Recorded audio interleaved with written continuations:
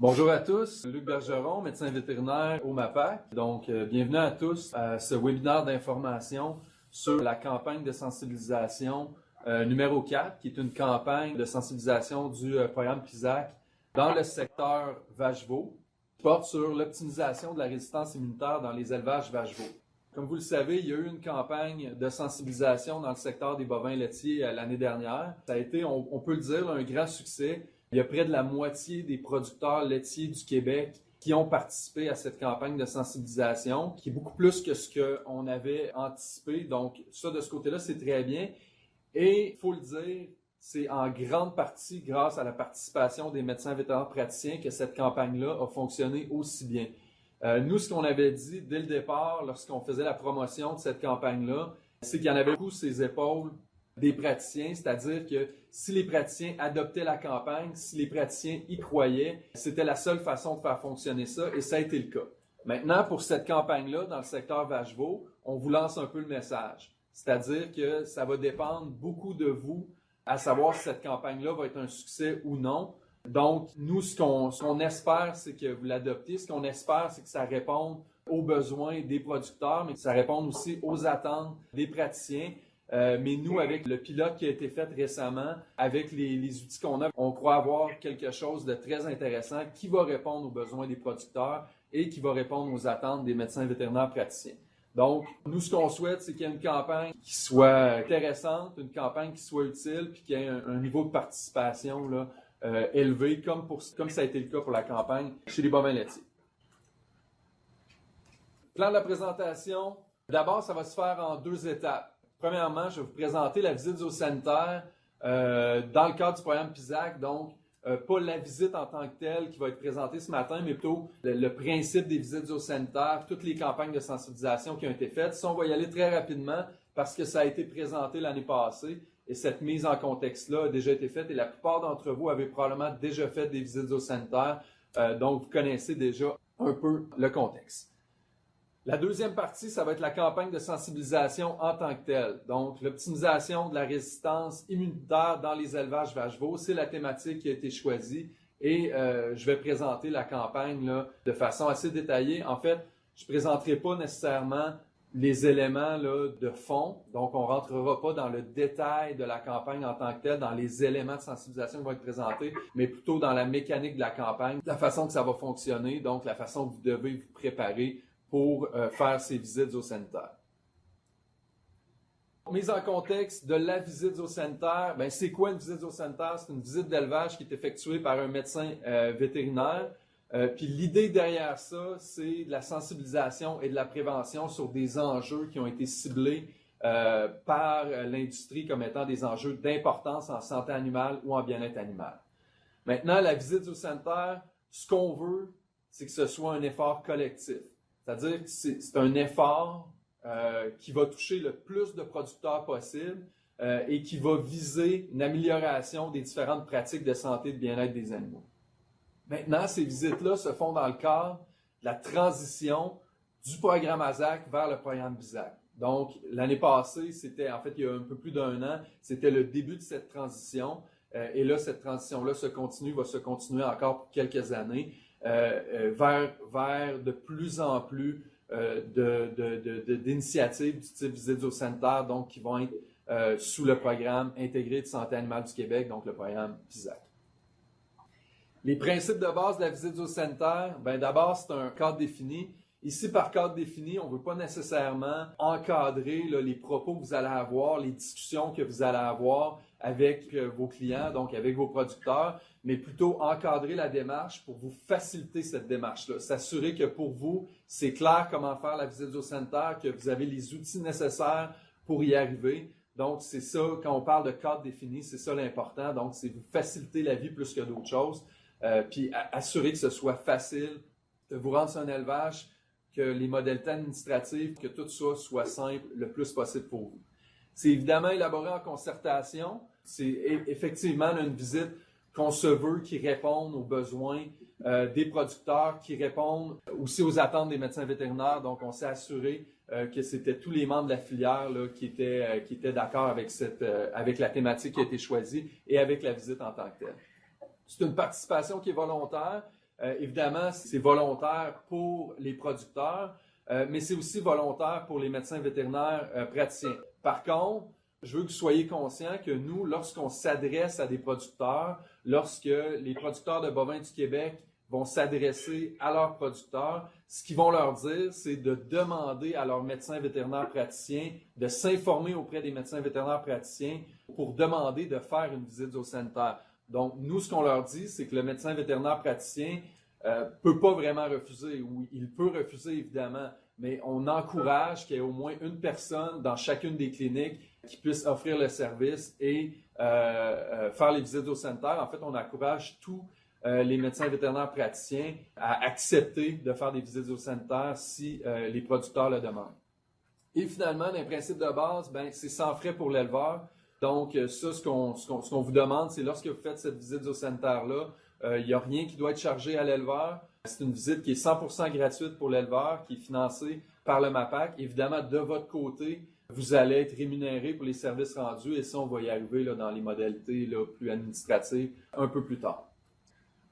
La visite zoosanitaire dans le secteur vache-veau en tant que tel, qui porte sur l'optimisation de la résistance immunitaire dans les élevages vache-veau. Donc, c'est la thématique qui a été choisie. Et comme je l'expliquais précédemment, pour choisir cette thématique, c'est un groupe de travail qui a été mis en place. Donc, c'est une campagne de sensibilisation qui a été développée par ce groupe de travail. Et évidemment, sur ce groupe de travail, il y a des gens qui viennent de tous les secteurs.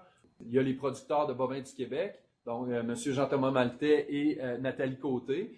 Jean-Thomas Maltais est un administrateur, le producteur, et aussi un producteur vache-veau.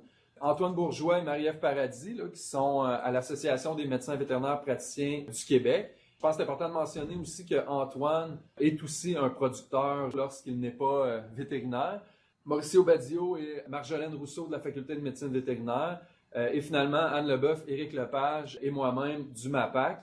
Éric Lepage qui est un agronome conseil, mais aussi, dans son cas, un producteur de vache-veau. Donc, pour nous, c'était très important que ce groupe de travail-là représente bien les producteurs, représente bien les médecins vétérinaires praticiens. On a réussi à choisir une thématique qui est la thématique que vous voyez ici, la résistance immunitaire dans les élevages vache-veau. Mais je peux vous dire qu'il y a plusieurs autres thématiques qui ont été regardées, qui ont été étudiées. Et c'est la thématique que je vous ai présentée aujourd'hui, là, sur laquelle s'est arrêté le choix du groupe. Donc, les objectifs de cette campagne de sensibilisation, il y en a 4. Le premier, c'est de sensibiliser les éleveurs sur les facteurs associés à une bonne immunité des animaux. Le deuxième, c'est de favoriser l'adoption de bonnes pratiques. Et lorsqu'on parle de bonnes pratiques, ici, c'est plus particulièrement concernant les deux sous-thématiques qui ont été identifiées comme étant les plus importantes, soit la gestion du colostrum et la vaccination. Maintenant, pour favoriser ces bonnes pratiques, la façon qu'on veut procéder, c'est par des procédures normalisées. Donc ça, on va le voir plus tard. Il y a une procédure normalisée pour la gestion du colostrum et il y a aussi une procédure normalisée pour la vaccination. Le troisième objectif, c'est de documenter les pratiques des éleveurs en lien avec l'immunité des animaux. Donc, évidemment, par les différentes questions qui vont être posées, il y a un questionnaire pour la visite 1, ça on va le voir un peu plus tard. Mais ce questionnaire-là, bon, il y a différentes questions et ce qu'on a fait, qui est peut-être un peu différent de la campagne de sensibilisation qui avait eu lieu là, dans le secteur des bovins laitiers, on a vraiment rajouté des questions qui vont nous permettre de mesurer certaines pratiques des producteurs. Comme par exemple, savoir actuellement c'est quoi les vaccins qu'ils vont donner, c'est quoi les moyens de contention qu'ils ont à leur disposition pour faire la vaccination. Actuellement, c'est quoi les actions qu'ils posent habituellement pour la gestion du colostrum. Donc, on va être capable de dresser un portrait, en plus d'avoir des questions là, qui visent la sensibilisation, de dresser un portrait de ce qui se fait actuellement et éventuellement, on va pouvoir remesurer ça dans le temps pour savoir si les producteurs se sont améliorés dans le temps. Et finalement, le quatrième objectif, contribuer à valoriser le rôle du conseiller du médecin vétérinaire. Et ça, c'est un point qui est excessivement important. On sait que dans le secteur laitier, les médecins vétérinaires praticiens actuellement ont vraiment un excellent lien avec une grande majorité des producteurs laitiers. Donc, la plupart des producteurs laitiers vont faire affaire avec un médecin vétérinaire régulièrement. Dans le cas des élevages vache-veau, c'est peut-être moins évident ce lien-là. Il y en a qui ont vraiment d'excellents liens avec des éleveurs vache-veau, mais ce n'est pas toujours le cas. Et ça, c'est un élément que la MVPQ, que les producteurs de bovins du Québec nous ont parlé beaucoup, qui était excessivement important pour eux, c'est de vous assurer d'essayer d'aller chercher tous les producteurs vaches-veaux. Même les producteurs qui appellent aucune fois, qui appellent jamais ou qui appellent une seule ou deux fois par année, ça va être important d'insister auprès de ces producteurs-là. Puis l'idée, c'est d'essayer de développer une nouvelle relation avec eux, d'essayer de les aider, d'essayer de montrer que leur rôle de médecin vétérinaire en tant que conseiller, c'est un rôle qui est profitable pour tout le monde, profitable pour leur entreprise et qui ont avantage dans l'avenir à s'investir là-dedans. Fait que ça, c'est un bout qui va être excessivement important puis qui repose beaucoup là, sur les épaules des médecins vétérinaires praticiens. Donc, les généralités, là, avant de rentrer dans la campagne en tant que telle, ben, le lancement officiel a été le 28 novembre 2018.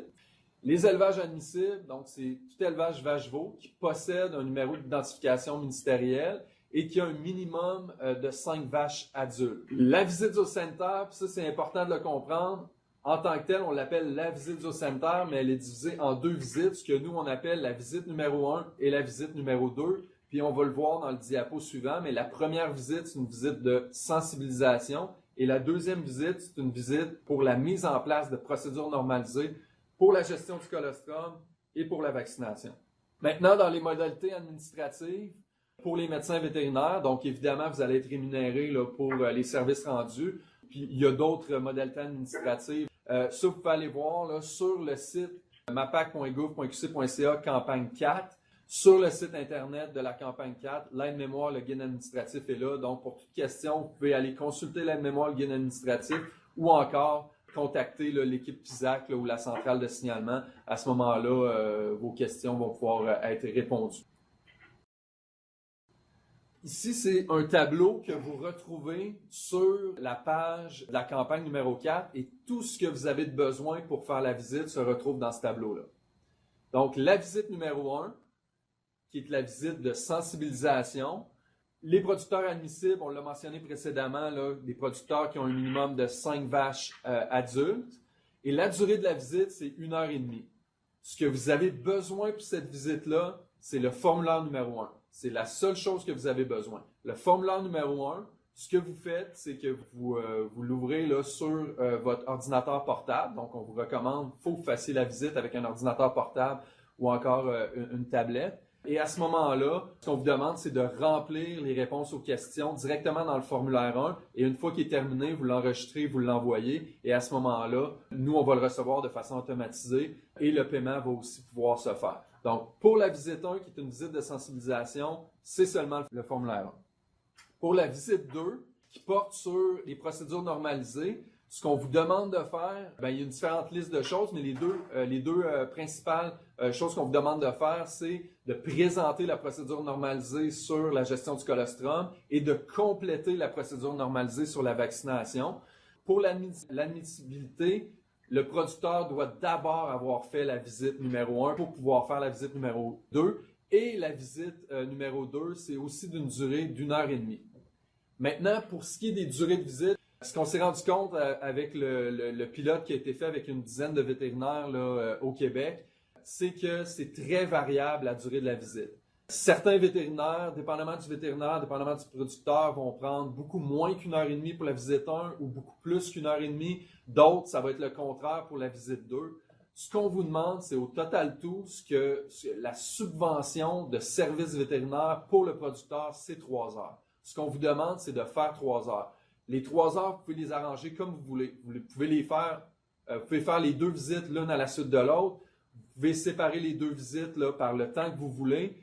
L'important, c'est que vous donniez un service qui porte sur cette thématique-là, sur la sensibilisation et les procédures normalisées. Donc, une prestation de service là, pour le producteur qui fait un total de 3 heures. Les documents nécessaires pour la visite 2, il y en a beaucoup plus. Le premier document, c'est le formulaire numéro 2, puis je vais le présenter un peu plus tard, là. Le formulaire numéro 2, essentiellement, c'est la seule chose que vous devez nous envoyer. Il fonctionne comme le formulaire numéro 1.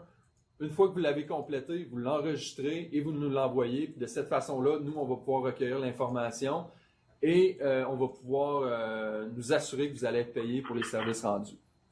Maintenant, les autres éléments, c'est des éléments qu'on veut que vous regardiez ou complétiez avec le producteur lors de la visite.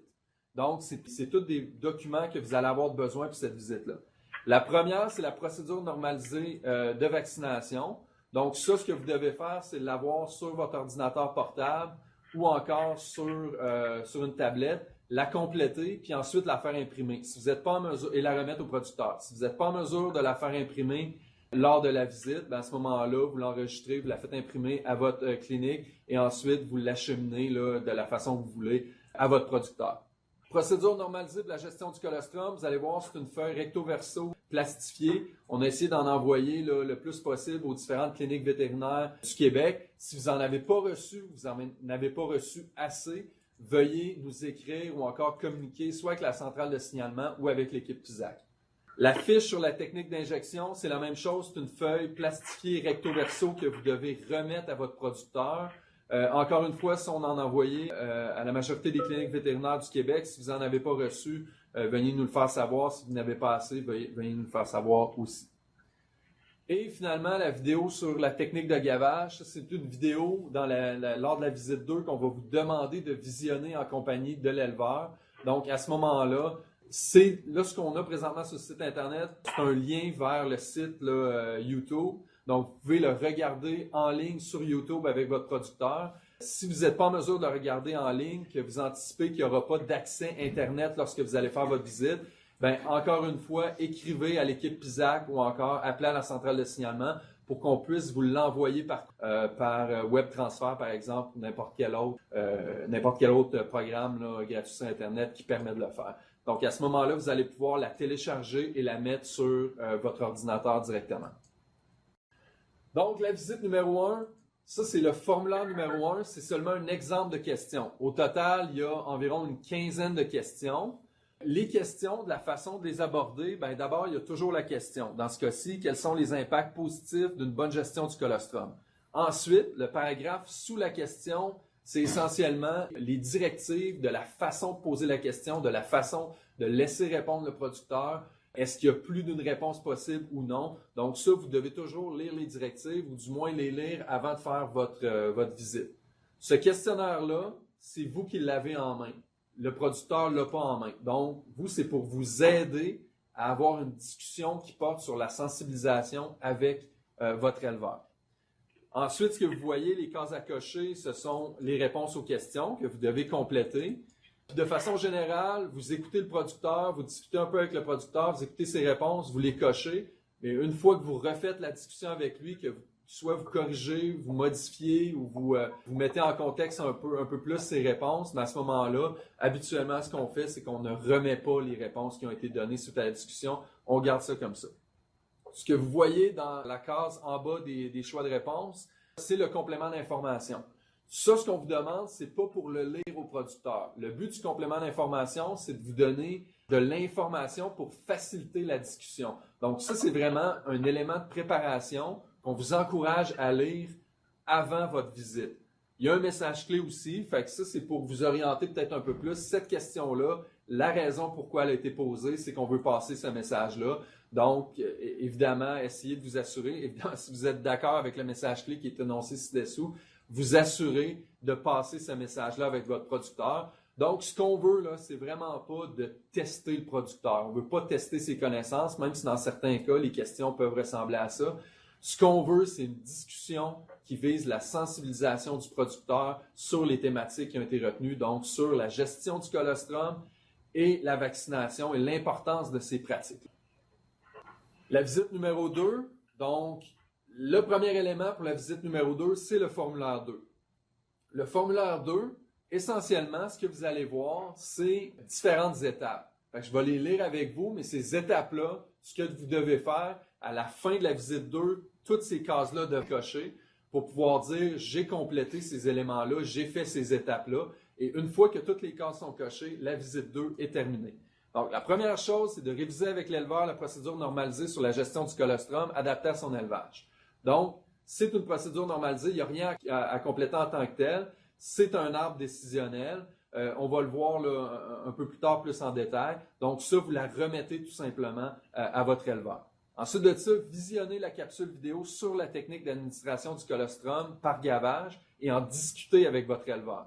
Dans la foulée de cette vidéo-là, demandez à l'éleveur de vous montrer le biberon et le gaveur qu'il utilise. Ensuite, demandez à l'éleveur de vous montrer le colostrum de remplacement qu'il utilise, s'il en utilise, et en profiter pour vous assurer que la quantité donnée est adéquate. Ensuite, ça c'est pour la partie gestion du colostrum. Ensuite, c'est de compléter avec l'éleveur la procédure normalisée sur la vaccination. Essentiellement, c'est quoi? C'est de compléter un protocole de vaccination avec votre éleveur.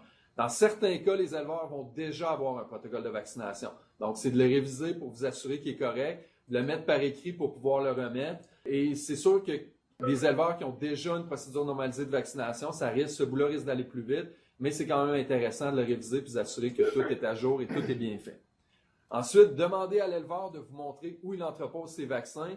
Ça, je pense que les experts qu'on a consultés là-dessus dans les compagnies pharmaceutiques nous l'ont mentionné là, à plusieurs reprises. L'entreposage des vaccins, c'est majeur là, pour ce qui concerne l'efficacité de la vaccination.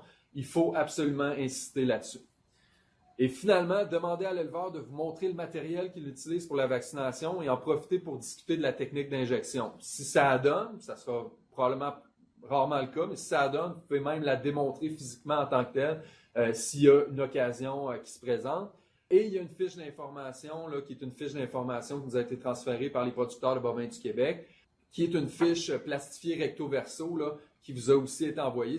Donc, ça, on vous demande de l'apporter avec vous et de la remettre aux producteurs. Si vous n'avez pas de la version plastifiée, vous ne l'avez pas reçue, vous pouvez, comme je le disais précédemment, toujours le demander là, à l'équipe PISAC ou à la centrale de signalement de vous envoyer des supplémentaires. Mais sinon, vous pouvez aussi la faire imprimer à votre clinique vétérinaire et la remettre aux producteurs. Mais ce qui va être important, c'est de remettre ce document-là aux producteurs.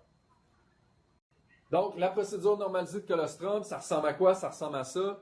C'est un arbre décisionnel.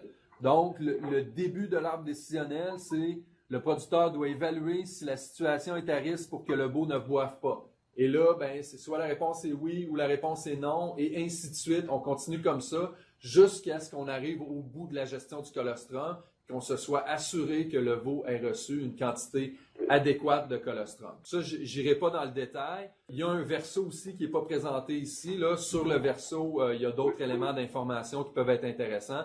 Donc, ça, c'est ce qu'on va vous demander d'apporter avec vous, de réviser avec le producteur et ensuite de laisser au producteur pour qu'il puisse l'avoir là, en tout temps avec lui. Le deuxième outil, c'est le vidéo sur le gavage du colostrum. Donc, la personne que vous pouvez voir ici, c'est Antoine Bourgeois de l'hôpital vétérinaire là, de Sherbrooke. C'est Antoine qui a fait la démonstration. C'est une vidéo qui dure à peu près 8 minutes. Et comme je mentionnais précédemment, en allant sur le site du PISAC ou en utilisant cette présentation-là, en cliquant sur le lien YouTube, vous pouvez accéder à la présentation et l'écouter en ligne. Par contre, comme je mentionnais, si vous voulez avoir le vidéo là, téléchargeable, vous devez communiquer avec PISAC, avec l'équipe PISAC ou encore là, avec la centrale de signalement. Les coordonnées vont être à la fin de la présentation. Donc ça, ce qu'on vous demande tout simplement, c'est de regarder cette présentation-là en compagnie de votre éleveur. La procédure normalisée vaccination, comme je mentionnais précédemment, ça vous l'avez sur votre ordinateur portable ou encore sur une tablette. Vous la complétez, vous l'enregistrez et vous la faites imprimer ou vous la remettez à votre producteur pour que cette procédure normalisée, là, il l'ait en sa possession en tout temps. Donc, en gros, c'est assez simple. Il y a des noms de vaccins, il y a des vaccins, vous complétez les différentes informations. Si ce vaccin-là est utilisé, vous le cochez. Et de la façon que la procédure normalisée est faite, il y a 3 pages. La première page, c'est pour les vaches et les taureaux, donc les animaux adultes. La deuxième page, c'est pour les taures et la troisième page, c'est pour les veaux. Ça peut se répéter dans certains cas, mais les praticiens qui ont fait le pilote trouvaient très important que ça soit divisé adulte, taureau, veau. Et donc, c'est la façon qu'on l'a divisé, c'est la façon qu'on a trouvé la plus efficace là, de faire cette procédure normalisée-là. Et évidemment, ben, il y a les différentes informations qui doivent être complétées, moment de l'administration, dose, voie d'administration, etc. Et vous allez voir, là, il y a des listes déroulantes dans la plupart des cases. Donc, ça va être très simple à compléter. Vous cliquez sur la petite flèche. Vous n'avez pas besoin de l'inscrire à la main. C'est toutes des listes déroulantes. Les seules cases qui n'ont pas de liste déroulante, c'est le nom du vaccin que vous devrez rentrer directement au clavier. Puis la section commentaires si jamais vous en avez.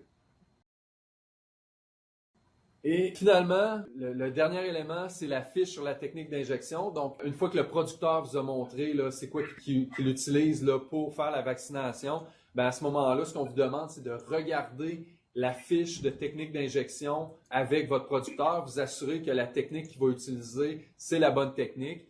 Et donc, vous devez apporter cette fiche-là avec vous lors des visites. Vous devez ensuite la réviser avec votre producteur et vous devez ensuite la remettre. C'est encore le même principe que pour la fiche du colostrum. Si vous en manque, vous nous contactez, puis à ce moment-là, on va être en mesure de vous en envoyer. Pour aller télécharger tous les documents que vous avez besoin, pour plus d'informations sur les modalités administratives, tout se trouve sur la page mapac.gouv.qc.ca campagne 4. Si vous ne voulez pas rentrer l'adresse, vous mettez dans Google PISAC campagne 4, vous allez tomber automatiquement là, sur les campagnes. Vous pouvez contacter l'équipe PISAC à l'adresse pisacmapac.gouv.qc.ca ou en composant le 1844 animaux. Donc, quand je faisais référence à la centrale de signalement, c'est ce numéro-là. Donc, je vous remercie de votre participation à ce webinaire. Mon souhait, c'est que vous soyez satisfait de ce qui vous a apporté comme outil, comme document, que vous appréciez faire cette campagne de sensibilisation-là avec vos éleveurs. Puis comme je vous disais précédemment, c'est sûr que le succès de cette campagne-là repose beaucoup sur votre participation. Si vous y croyez, c'est sûr que les producteurs vont y croire. Puis ce qu'on vous encourage à faire aussi, là, si vous avez des rencontres de producteurs, vous avez besoin d'un support, vous voulez présenter cette campagne-là, vous voulez en faire la promotion pendant les rencontres de producteurs, vous avez besoin d'un support PowerPoint, nous, on peut vous envoyer des trucs. Donc, ce qu'on veut, c'est que ça fonctionne. Ce qu'on veut, c'est un effort collectif. On veut que le plus de producteurs possible puissent participer. Vous pouvez me contacter directement. Mes coordonnées sont sur la page du réseau bovin. Vous pouvez contacter Hugo aussi si vous avez des questions. Mais surtout, je pense que le plus simple, c'est de passer par l'adresse PISAC ou encore le 1844 animaux. Il ne me reste plus qu'à vous remercier là, de votre participation, puis qu'on se souhaite tous là, une excellente campagne de sensibilisation dans le secteur Vacheveau. Donc, merci à tous.